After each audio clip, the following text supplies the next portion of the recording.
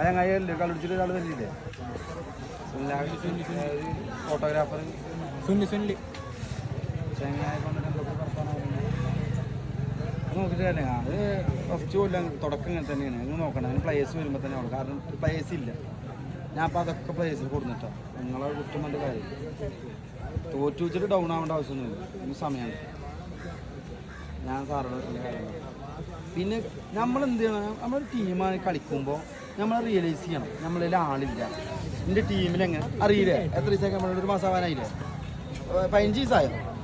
2 ദിവസം കളിച്ചാൽ ഒപ്പം കളിച്ചാൽ നമുക്ക് മനസ്സിലാവും നമ്മളതിൽ ആരൊക്കെ കളിക്കും ആരൊക്കെ കളിക്കില്ല അപ്പം നമ്മൾ തന്നെ കളിക്കേണ്ടി വരും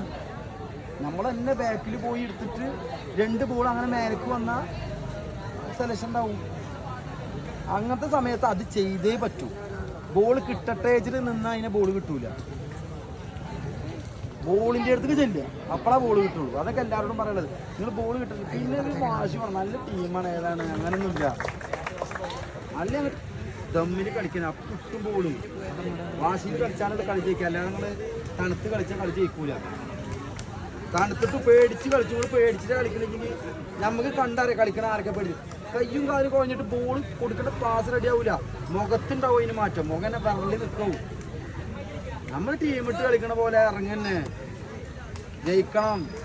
അടിക്കാന്നുള്ള മൈൻഡിൽ ഇറങ്ങാം തോൽക്കട്ടെ കളിയല്ലേ കളിയാകുമ്പോൾ തോൽക്കും